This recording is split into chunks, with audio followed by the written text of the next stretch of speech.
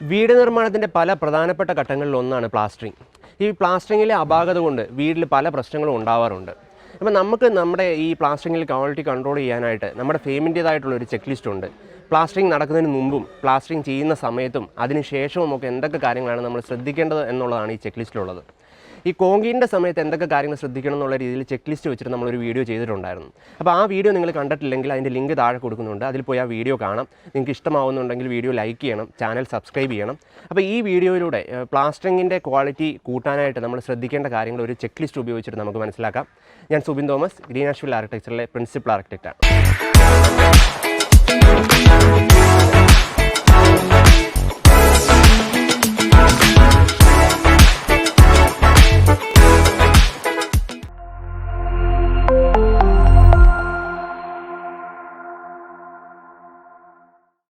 പ്ലാസ്റ്ററിങ്ങിനുള്ള നമ്മുടെ check list അനുസരിച്ച് മൊത്തം 19 കാര്യങ്ങളാണ് നമുക്ക് ചെക്ക് ചെയ്യാനുള്ളത്. അതിൽ പ്ലാസ്റ്ററിങ്ങിന് മുമ്പ് ചെക്ക് ചെയ്യാനുള്ളത് 8 കാര്യങ്ങളാണ്. അതിൽ ഏറ്റവും ആദ്യത്തെ കാര്യം എന്ന് പറഞ്ഞാൽ നമ്മുടെ ബ്രിക്ക് വർക്ക് എന്ന് പറയുന്നത് 7 ദിവസമെങ്കിലും കൃത്യമായി നനച്ചു കൊടുത്തിട്ടുണ്ടെന്നുള്ളത് നമ്മൾ ഉറപ്പുവരുത്തണം. രണ്ടാമത്തെ കാര്യം എന്ന് പറഞ്ഞത് ഈ ബ്രിക്ക് വർക്കിൻ്റെ മുകളിലുള്ള ലൂസായിട്ടുള്ള പാർട്ടികളൊക്കെ നമ്മൾ ഒരു ചൂല് ഉപയോഗിച്ച് അടിച്ച് ക്ലീൻ ചെയ്തിട്ടുണ്ടാവണം. ഈ ലൂസായിട്ടുള്ള പാർട്ടികൾ ഇരുന്ന് കഴിഞ്ഞാൽ നമ്മുടെ ഈ പ്ലാസ്റ്ററിങ്ങിന് ഈ ബ്രിക്കുമായിട്ടുള്ള ബോണ്ടിങ്ങിനെ അത് അഫക്റ്റ് ചെയ്യാനായിട്ടുള്ള സാധ്യതയുണ്ട്. മൂന്നാമത്തെ കാര്യം എന്ന് പറയുന്നത് നമ്മൾ ബട്ടൺ മാർക്സ് വെക്കുക എന്നുള്ളതാണ്. നമ്മൾ മാല് വെക്കുക എന്ന് മലയാളത്തിൽ പറയും. അപ്പോൾ നമ്മൾ ഈ പ്ലാസ്റ്റർ ചെയ്യുന്നതിന് കൃത്യമായിട്ടൊരു ലെവൽ കിട്ടാൻ വേണ്ടി നമ്മളിത് തൂക്കിയിട്ടിട്ട് മേളിൽ നിന്ന് ഒരു കൃത്യം പോയിന്റ് ഒരു ലെവൽ ഫിക്സ് ചെയ്തിട്ട് അതിനനുസരിച്ച് താഴേക്കുള്ള ഒരു മുഴക്കോലിൻ്റെ ലെങ്തിൽ നമുക്ക് ഈ ലെവൽ കിട്ടാൻ പാകത്തിന് നമ്മൾ ടൈലിൻ്റെ പീസ് ഉപയോഗിച്ചിട്ട് ഈ ലെവൽ ക്രിയേറ്റ് ചെയ്യും. അപ്പോൾ അതിനനുസരിച്ചിട്ടായിരിക്കും പ്ലാസ്റ്ററിങ് ചെയ്യുക. അപ്പം മൂന്നാമതായിട്ട് നമ്മൾ ഈ ബട്ടൺ മാർക്സ് വെച്ചിട്ട് ഈ കൃത്യം ലെവൽ എൻഷുർ ചെയ്യുക എന്നുള്ളതാണ്. നാലാമത്തെ കാര്യം എന്ന് പറഞ്ഞാൽ നമ്മൾ കോൺക്രീറ്റ് ഏരിയയിൽ പ്ലാസ്റ്റർ ചെയ്യുമ്പോൾ, അതായത് കോൺക്രീറ്റ് സ്ലാബിലൊക്കെ പ്ലാസ്റ്റർ ചെയ്യുന്ന സമയത്ത് നമ്മളിത് ഹാക്ക് ചെയ്ത് കൊടുക്കണം.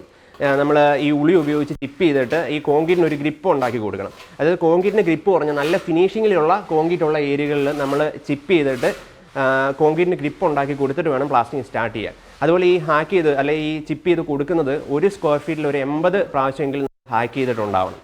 അപ്പോൾ അതിനനുസരിച്ചിട്ട് നമ്മൾ ഈ രീതിയിൽ ഗ്രിപ്പ് ഉണ്ടാക്കി കൊടുത്തിട്ട് വേണം സ്ലാബിൽ അല്ലെങ്കിൽ കോൺക്രീറ്റ് സർഫസിലുള്ള പ്ലാസ്റ്ററിങ് ചെയ്യാനായിട്ട്. അഞ്ചാമത്തെ കാര്യം എന്ന് പറയുന്നത് പ്ലാസ്റ്ററിങ് മെഷ്. ഇപ്പം നമ്മൾ കോൺക്രീറ്റിലേക്ക് ബ്രിക്ക് വർക്ക് ജോയിൻ ചെയ്യുന്ന ഭാഗങ്ങളുണ്ടാവും. അപ്പോൾ ഈ കോൺക്രീറ്റിൻ്റെയും ബ്രിക്കിൻ്റെയും എക്സ്പാൻഷൻ രണ്ടായതുകൊണ്ട് ആ ജോയിൻറ്റുകളിൽ പ്ലാസ്റ്റർ ചെയ്ത് കഴിയുമ്പോൾ തന്നെ ക്രാക്ക് ഉണ്ടാവാനായിട്ടുള്ള സാധ്യതയുണ്ട്. അപ്പോൾ അങ്ങനെയുള്ള സാഹചര്യത്തിൽ നമ്മൾ പ്ലാസ്റ്ററിങ് മെഷ് 8 ഇഞ്ചുള്ള പ്ലാസ്റ്ററിങ് മെഷ് ഈ കോൺക്രീറ്റിൻ്റെയും ബ്രിക്കിൻ്റെയും ജോയിനിൽ വെച്ച് കൊടുത്തിട്ട് വേണം പ്ലാസ്റ്ററിങ് ചെയ്യാനായിട്ട്. ആറാമത്തെ കാര്യം എന്ന് പറയുന്നത് നമ്മൾ ഈ പ്ലാസ്റ്ററിങ്ങിന് വേണ്ടി ഉപയോഗിക്കുന്ന സിമെൻറ്റിൻ്റെ പഴക്കം 90 ദിവസത്തിൽ കൂടരുത് എന്നുള്ളതാണ്. നമ്മളിപ്പം ഇതിനു വേണ്ടി ഉപയോഗിക്കുന്ന സിമെൻറ്റിൻ്റെ മാനുഫാക്ചറിങ് ഡേറ്റ് നമ്മൾ നിർബന്ധമായിട്ട് ചെക്ക് ചെയ്തിരിക്കണം. അപ്പോൾ അത് നമ്മൾ പ്ലാസ്റ്ററിങ് ചെയ്യാൻ ഉദ്ദേശിക്കുന്ന ഡേറ്റിലും 90 ദിവസത്തിലും കൂടുതൽ ആയിരിക്കരുത്. ഇതിനകത്ത് ഏഴാമത്തെ കാര്യം എന്ന് പറയുന്നത് നമ്മൾ ഇതിന് ഉപയോഗിക്കുന്ന പീസാൻഡിലെ സിൽറ്റ് കണ്ടൻറ്റ് എന്ന് പറയുന്നത് 6% കൂടരുത്. നമ്മൾ പീസാൻഡ് ഈ പ്ലാസ്റ്ററിങ്ങിന് വേണ്ടിയുള്ള പീസാൻഡൊക്കെ വാങ്ങുന്ന സമയത്ത് ഇത് പ്രോപ്പറായിട്ട് വാഷ് ചെയ്തിട്ട് വന്നിട്ടുള്ളതാണെന്നുള്ളത് ഉറപ്പ് വരുത്തണം. അപ്പോൾ പ്രോപ്പറായിട്ട് വാഷ് ചെയ്ത് കഴിഞ്ഞാൽ അതിനകത്തെ സിൽറ്റ് കണ്ടൻറ്റ് ഈ 6% കൂടാൻ യാതൊരു സാധ്യതയുമില്ല. എട്ടാമത്തെ കാര്യം എന്ന് പറയുന്നത് ഇപ്പം നമ്മൾ ഈ ഒരു പ്ലാസ്റ്ററിങ് ചെയ്യുന്ന സമയത്ത് അതിന് വേണ്ടിയുള്ള മെറ്റീരിയൽ സൈറ്റിൽ അറേഞ്ച് ചെയ്തിട്ടുണ്ടെന്നുള്ളത് ഉറപ്പ് വരുത്തുക എന്നുള്ളതാണ്. ഈ സ്കഫോൾഡിങ്ങും നമ്മുടെ മുഴക്കോല് അങ്ങനെയുള്ള കാര്യങ്ങളെല്ലാം ഈ പ്ലാസ്റ്ററിങ്ങിന് വേണ്ടിയിട്ടുള്ള ടൂൾസും എക്യുപ്മെൻറ്റ്സും എല്ലാം നമ്മുടെ സൈറ്റിൽ അവൈലബിൾ ആണെന്നുള്ളത് നമ്മൾ ഉറപ്പ് വരുത്തണം. ഇനി നമുക്ക് പ്ലാസ്റ്ററിങ് ചെയ്യുന്ന സമയത്ത് ശ്രദ്ധിക്കേണ്ട കാര്യങ്ങൾ എന്താണെന്ന് നോക്കാം. അതിൽ ആദ്യത്തേത് 9ാമത്തെ കാര്യമാണ്. അതിനകത്ത് നമ്മൾ ഇപ്പോൾ ഈ തേപ്പ് തുടങ്ങുന്നതിന് മുമ്പായിട്ട് നമ്മൾ ഭിത്തികളിലൊക്കെ നന്നായിട്ട് വെള്ളം സ്പ്രിങ്കിൾ ചെയ്ത് കൊടുക്കണം. അപ്പോൾ ഭിത്തിയിൽ ആ ഒരു ചെറിയ നനവ് നിന്നില്ലെങ്കിൽ ഈ പ്ലാസ്റ്ററിങ്ങിനുള്ളിലുള്ള ആ വാട്ടർ കണ്ടന്റിനെ ഈ ഭിത്തി അബ്സോർബ് ചെയ്യും. അങ്ങനെ നമ്മുടെ പ്ലാസ്റ്ററിങ്ങിന് സ്ട്രെങ്ത് കുറയാനായിട്ടുള്ള സാധ്യതയുണ്ട്. അതുകൊണ്ട് തന്നെ നമ്മൾ പ്ലാസ്റ്ററിങ് ചെയ്യുന്നതിന് തൊട്ട് മുമ്പായിട്ട് ഭിത്തിയൊക്കെ ചെറുതായിട്ട് വെള്ളം സ്പ്രിങ്കിൾ ചെയ്ത് നനച്ചു കൊടുക്കണം. 10ാമത്തെ കാര്യം എന്ന് പറയുന്നത് ഇതിൻ്റെ മിക്സിംഗ് റേഷ്യോ ആണ്. നമ്മൾ സീലിംഗ് ആണ് പ്ലാസ്റ്റർ ചെയ്യുന്നതെങ്കിൽ അതിൻ്റെ മിക്സിംഗ് റേഷ്യോ എന്ന് പറഞ്ഞാൽ 1:4ഉം നമ്മൾ വാളാണ് പ്ലാസ്റ്റർ ചെയ്യുന്നതെങ്കിൽ അതിൻ്റെ റേഷ്യോ എന്ന് പറയുന്നത് 1:6ഉമാണ്. അപ്പോൾ ആ റേഷ്യോ ഇപ്പോൾ 1:6 റേഷ്യോ എന്ന് പറഞ്ഞു കഴിഞ്ഞാൽ നമ്മൾ ഒരു ബാഗ് സിമെൻറ്റ് എന്ന് പറയുന്നത് 1.25 ക്യൂബിക് ഫീറ്റാണ്. നമ്മൾ ഇപ്പം ഇതൊക്കെ മിക്സ് ചെയ്യുന്ന കൊട്ടയെന്ന് പറയുന്നത് അല്ലെ എംസാൻ്റെ അല്ലെ പീസാൻ്റെ ഒക്കെ എടുത്തിട്ട് വരുന്ന കൊട്ടയെന്ന് പറയുന്നത് 1 ക്യൂബിക് അടിയുടെ കൊട്ടയാണ്. അങ്ങനെ വരുമ്പോൾ ഒരു ബാഗ് സിമെൻറ്റിന് നമ്മൾ 7.5 കൊട്ട എംസാൻഡാണ് നമ്മൾ വാള് പ്ലാസ്റ്റർ ചെയ്യുമ്പോൾ തന്നെ നമ്മൾ മിക്സ് ചെയ്യാൻ വേണ്ടി യൂസ് ചെയ്യേണ്ടത്. അതുപോലെ തന്നെ സീലിംഗിൽ പ്ലാസ്റ്ററിങ് ആണെങ്കിൽ ഒരു ബാഗ് സിമെൻറ്റിന് നമ്മൾ 6 കൊട്ട പീസാൻഡാണ് യൂസ് ചെയ്യേണ്ടത്. അപ്പോൾ ഈ രീതിയിൽ പ്രോപ്പറായിട്ട് മിക്സ് ചെയ്തിട്ട് വേണം നമ്മൾ പ്ലാസ്റ്ററിങ് ചെയ്യാനായിട്ട്. 11ാമത്തെ കാര്യം എന്ന് പറയുന്നത് ഈ സിമെൻറ്റും പീസാൻഡും കൂടെ മിക്സ് ചെയ്യുന്നതിനെ കുറിച്ചാണ്. ഇത് ഒന്നുകിൽ നമ്മളൊരു MS ഷീറ്റിന് മുകളിലിട്ടിട്ട് പ്രോപ്പറായിട്ടുള്ള രീതിയിൽ ഇത് മിക്സ് ചെയ്യണം, അല്ലെങ്കിൽ നമ്മൾ ഈ ഫ്ലോറൊക്കെ കോൺക്രീറ്റ് ചെയ്തതിൻ്റെ മുകളിൽ നന്നായിട്ട് ക്ലീൻ ചെയ്തിട്ട് വേണം ഈ പീസാൻഡും സിമെൻറ്റും കൂടെ മിക്സ് ചെയ്യാനായിട്ട്. അല്ലെങ്കിൽ ഇതിനകത്ത് പൊടിയോ അല്ലെങ്കിൽ മണ്ണുമായിട്ട് ബന്ധപ്പെട്ട കണ്ടൻറ്റുകളോ ഒക്കെ ഇതിനുള്ളിൽ വന്നിട്ട് ഇതിൻ്റെ സ്ട്രെങ്ത് കുറയാനായിട്ടുള്ള സാധ്യതയുണ്ട്. അതുപോലെ തന്നെ 12ാമത്തെ കാര്യം എന്ന് പറയുന്നത് ഇതിൻ്റെ തിക്നെസ് ആണ്. ഇപ്പോൾ പ്ലാസ്റ്ററിങ്ങിൻ്റെ തിക്നെസ് എന്ന് പറയുന്നത് 15 mm കൂടാൻ പാടില്ല. അപ്പോൾ നമ്മൾ നോർമലി ചെയ്യുന്ന ഒരു പ്ലാസ്റ്ററിങ്ങിൻ്റെ തിക്നെസ് എന്ന് പറയുന്നത് 12 mm ആണ്. അത് മാക്സിമം 15 വരെ ആവും. ഇപ്പോൾ നമ്മുടെ ഈ വാള് കെട്ടിയതിന് അല്ലെങ്കിൽ കട്ട കെട്ടിയതിന് ഒരുപാട് ലെവൽ ഡിഫറൻസ് ഒക്കെ ഉണ്ടെങ്കിൽ നമ്മൾ മേളിൽ നിന്ന് ലെവലാക്കി വരുമ്പം താഴെ വരുമ്പോൾ 1 ഇഞ്ചോ അല്ലെങ്കിൽ 2.5 സെൻറ്റിമീറ്ററോ ഒക്കെ വരാറുണ്ട്. അപ്പോൾ അങ്ങനെയുള്ള സാഹചര്യങ്ങൾ ഒഴിവാക്കിയിട്ട് നമ്മുടെ പ്ലാസ്റ്ററിങ്ങിൻ്റെ തിക്നെസ് എന്ന് പറയുന്നത് 15 mm കൂടാൻ പാടില്ല. 15 mm കൂടിക്കഴിഞ്ഞാൽ ഈ പ്ലാസ്റ്ററിങ്ങിൻ്റെ സ്ട്രെങ്ത് കുറയാനായിട്ടുള്ള സാധ്യതയുണ്ട്. അപ്പോൾ അക്കാര്യങ്ങൾ നമ്മൾ ശ്രദ്ധിക്കണം. 13ാമത്തെ കാര്യം എന്ന് പറഞ്ഞാൽ നമ്മൾ ഇപ്പോൾ പ്ലാസ്റ്ററിങ്ങിന് വേണ്ടി മിക്സ് ചെയ്യുന്ന ഇപ്പോൾ സിമെൻറ്റും പീസാൻഡും കൂടെ മിക്സ് ചെയ്യും. അപ്പോൾ ഇങ്ങനെ മിക്സ് ചെയ്തത് ഒരുപാട് നേരത്തേക്ക് നമ്മൾ ഇട്ടിട്ട് പ്ലാസ്റ്ററിങ് ചെയ്യാനായിട്ട് ഉപയോഗിക്കരുത്. മിക്സ് ചെയ്തിട്ട് ഒരു 1 മണിക്കൂർ അല്ലെങ്കിൽ 1.5 മണിക്കൂറിനുള്ളിൽ നമ്മൾ ഈ പ്ലാസ്റ്ററിങ്ങിന് വേണ്ടി ഇത് യൂസ് ചെയ്തിരിക്കണം. ഒരുപാട് നേരം കിടന്നു കഴിഞ്ഞാൽ ഇതിൻ്റെ ഇനീഷ്യൽ സെറ്റിംഗ് ഒക്കെ സ്റ്റാർട്ട് ചെയ്തിട്ട് ഈ പ്ലാസ്റ്ററിങ്ങിൻ്റെ സ്ട്രെങ്ത് കുറയാനായിട്ടുള്ള സാഹചര്യം ഉണ്ടാവും. 14ാമത്തെ കാര്യം എന്ന് പറയുന്നത് നമ്മൾ ഈ പ്ലാസ്റ്ററിങ് ചെയ്യുന്നത് ഇപ്പോൾ തേപ്പ് നടക്കുന്ന സമയത്ത് നമ്മൾ ലൈറ്റ് ഉപയോഗിച്ചിട്ട് ഇതിനകത്ത് ലെവൽ ഡിഫറൻസ് നോക്കി മനസ്സിലാക്കണം. അല്ലെങ്കിൽ ഇപ്പം പ്ലാസ്റ്റർ ചെയ്യുന്ന സമയത്ത് പ്രത്യേകിച്ച് സിമെൻറ്റിൻ്റെ കളർ ഗ്രേ ആയതുകൊണ്ടുകൂടെ നമ്മുടെ ഉള്ളിൽ ഒരു ഇരുട്ട് ഫീലിംഗ് ആയിരിക്കും ഉണ്ടാവുക. അപ്പോൾ നമുക്ക് കൃത്യമായിട്ടുള്ള ഇതിൻ്റെ ലെവൽ ഡിഫറൻസ് ഒന്നും തിരിച്ചറിയാനായിട്ട് പറ്റിയില്ല. അപ്പോൾ നമ്മൾ ലൈറ്റ് ഉപയോഗിച്ചിട്ട് അത് ഹാലജൻ ബൾബാണ് കൂടുതൽ നമുക്ക് മനസ്സിലാക്കാനായിട്ട് പറ്റും. അപ്പോൾ അതിനകത്തുള്ള അണ്ടുലേഷൻസ് അതിൻ്റെ ലെവൽ ഡിഫറൻസ് ഒക്കെ മനസ്സിലാക്കിയിട്ട് പ്രോപ്പറായിട്ട് നമ്മൾ ലൈറ്റ് ഉപയോഗിച്ചിട്ട് വേണം പ്ലാസ്റ്ററിങ് ചെയ്യാനായിട്ട്. 15ാമത്തെ കാര്യം എന്ന് പറയുന്നത് നമ്മൾ ഇതിനകത്ത് ഇപ്പോൾ പ്ലാസ്റ്ററിങ് ചിലപ്പോൾ ഗ്രൂവ് ഇടും അല്ലെങ്കിൽ വാട്ടർ കട്ടിങ് ഒക്കെ ചെയ്യും.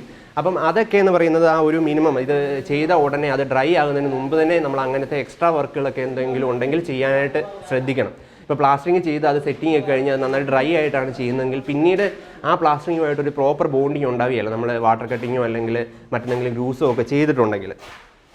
16ാമത്തെ കാര്യം എന്ന് പറയുന്നത് നമ്മൾ ഇതിനു വേണ്ടി മാല് വെക്കുന്ന കാര്യം പറഞ്ഞു. ഇപ്പോൾ ലെവൽ കിട്ടാൻ വേണ്ടി ബട്ടൺ മാർക്സ് വെച്ചിട്ട് കൃത്യമായിട്ട് ലെവൽ വെച്ച് തേക്കുന്ന കാര്യത്തെക്കുറിച്ച് പറഞ്ഞു. നമ്മൾ ഈ തേപ്പ് കഴിഞ്ഞ് കഴിയുമ്പോൾ ഇതിനകത്ത് വെച്ചിരിക്കുന്ന ബട്ടൺ മാർക്സ് എന്ന് പറയുന്നത് സാധാരണ ടൈലിൻ്റെ പീസസ് ആണ് ഉപയോഗിക്കാറ്.